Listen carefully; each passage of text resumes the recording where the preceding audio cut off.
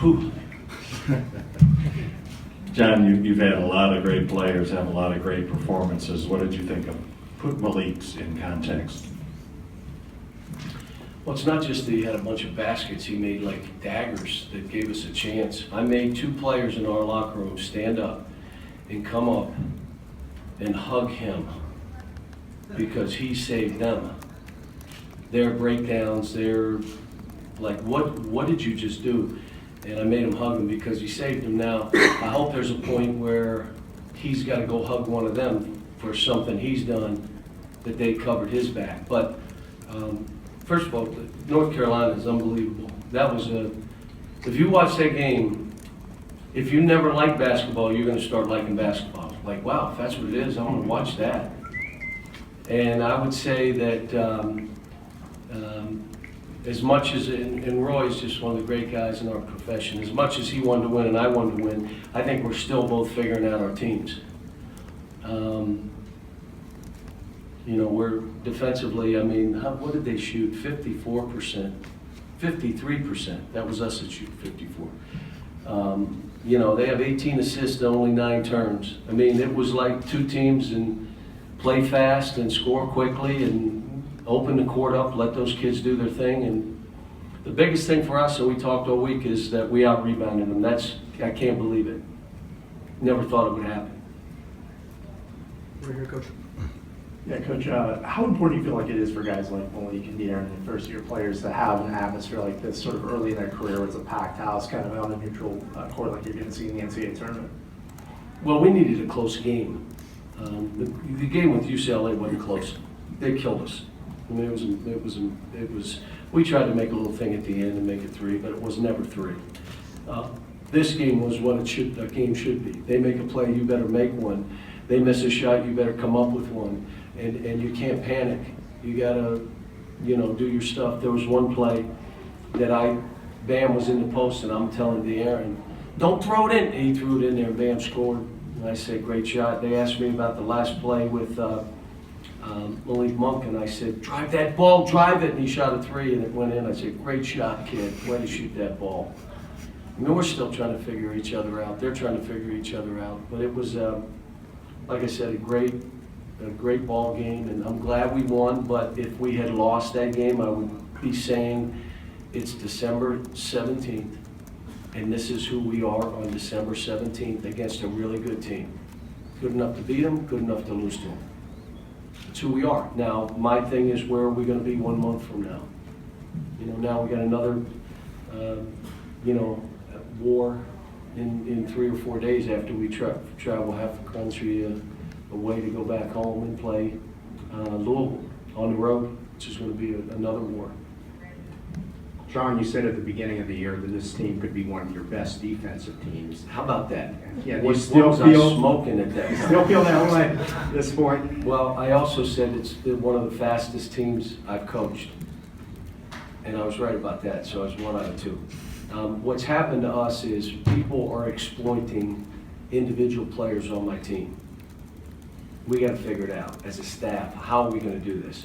They're exploiting 1, 2, and 3 players. The minute they go in, they go right at them. Every team is doing the same thing. We're working really hard with those guys to try to get them to be able to just, how about this one? Stay in front of a guy with your hand up. You don't have to take it from him. You don't have to just be in front of him and have a hand up so he can't just shoot a jump shot. And, you know, a guard slips on our 6'9" guy and our hands are like this. And the guy makes a 3. I mean, there were like 3 of those today. And you don't understand, we work on that every single day, sometimes twice a day. So it's what happens when you have young guys. They revert back to what they know best, which is back away from the guy, have his hands down. And if he makes the 3, it's an AAU game. Can I get a hot dog? I'm hungry. I mean, they will revert back to that kind of stuff at times. Cal, Malik told us when he knows it's going to be one of those games for him. When do you know? When can you tell with him that he's? I haven't been around him yet, but let me say what we did do, and I think I told you guys. I watched the film of him playing, and the beginning of the game, I said it looked like he was going to get 40. Do you remember? The guys that follow us, that don't listen to me but follow us. And then I said he went 6 minutes without touching the ball. Well, that's on me now. So what we did was we put 2 or 3 things in for him, not only for this game, for the season, where if he doesn't get the ball for a couple, 2, 3 trips down, well, then we're running something that they have to throw him the ball. Now, I have an unselfish team, and so does Carolina. But there are times we're not moving the ball, so we have to have an offense that makes us pass 4 times. There are times we're not finding Bam in the post, so we have to have things that we have no choice but to throw him the ball. And the other is Malik. John, why did you want Malik to drive on that play, and how often? Because it was a 2-point game. You can't ask me 2 questions, I can't remember. It was a 2-point game, and I'd rather have him gone to the rim and gotten fouled. Now you got 2, you got 1, and he threw it, bang, it went in, now we're up 1. Then I said, great shot, kid, keep playing, let's go. And how often do players disobey you, and it works out, it Never, doesn't work they out? never disobey me. Dangerous move to disobey me. John, what goes through your mind when Bam fouls out, and how important was it for the team to win without him? No, just winning was important, but Bam has to understand you can't go near people. Like when they're driving in and they're going to have a layup, then give them the layup. I keep telling them this isn't football. That is not a touchdown. We may score in 4 seconds. Give them the layup. Your foul kills us. That basket we will make up. We're the fastest team out there. We'll throw it in, shoot a 3. Guess what? It's a 2 for 1. We're great. But they don't get it yet. They still, I got to stop this guy from scoring. What? If you didn't play him before he caught it, you made a mistake already. He's probably going to score on you. Just don't foul him. He's a college player, so he may miss it. Just don't foul him. He's learning. John, how common is it for you to put in multiple plays for a specific player just to make sure he touches the ball? Is that something you've done throughout? I did a little bit of it for Malik or Jamal last year. I used to do it with Jimmy McCoy. I had all kind of stuff for him when I was at UMass. We played different though. I mean, it's the way we're playing is nothing like, those guys at UMass are mad at me because they see my team play now and say, why didn't you let us play that way? We could have played, because I said you weren't that good. That's why I didn't let you play that way. But, he deserves our attention. And the biggest thing is that anybody that watches him now can't believe he's defending the way he's defending. Now, there's 2 things. If he wants to really be special, he's got to rebound the ball better. How many rebounds did he have?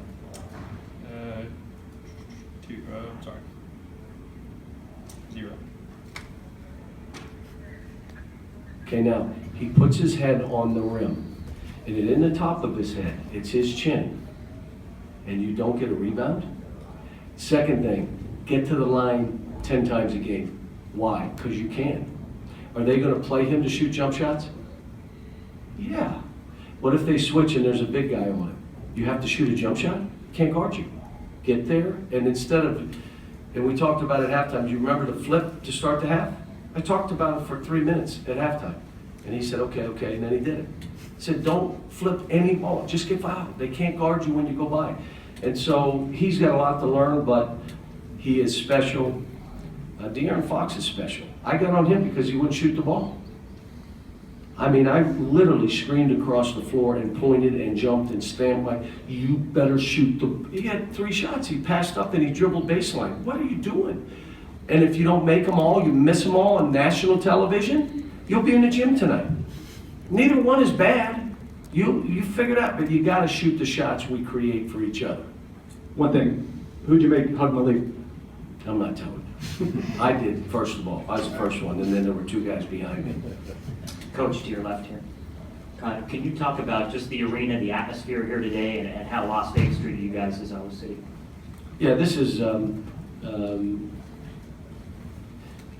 this was in the works when I sat down with Jim Murren, and he said he was building a new building. And I said, if you build that new building, we'll work to get this thing out here. And he built the building, and this is an unbelievable arena. Like with the dugouts and the seating and the sight lines and the amenities, really terrific arena.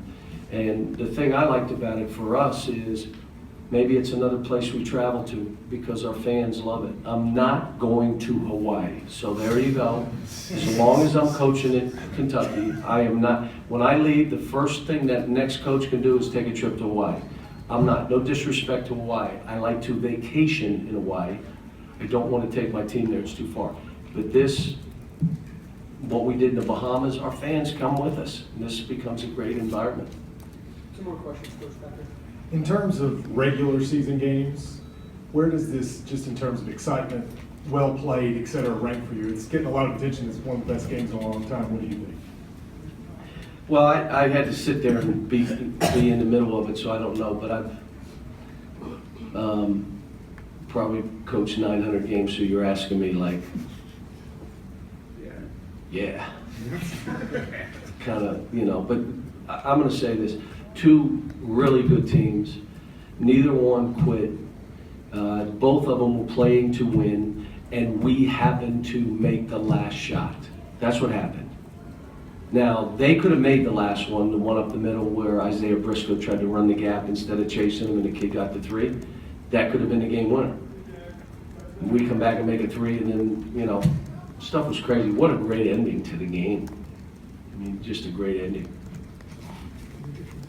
John, Justin Jackson had 34. Mm-hmm. How well do you think he played? What did you think of the defense that you guys tried? Well, Roy did what he knew. As soon as he saw Isaiah was on him, he said, okay, we'll take him inside. And the minute I put one of those other guys on him, he took him outside. And Roy just kept going back at him just like I kept going at Malik. And that's what it became. And then the other guys were playing off of those 2. Their guys and my guys. But he is what I've always said. I mean, he's like a Bobby Jones. Anybody with age here know what I'm talking about.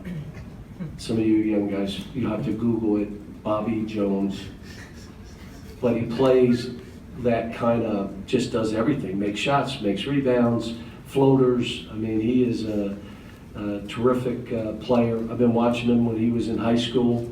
I mean, he's really talented and gave us fits. But the biggest difference between us and them is he got to the line 15 times.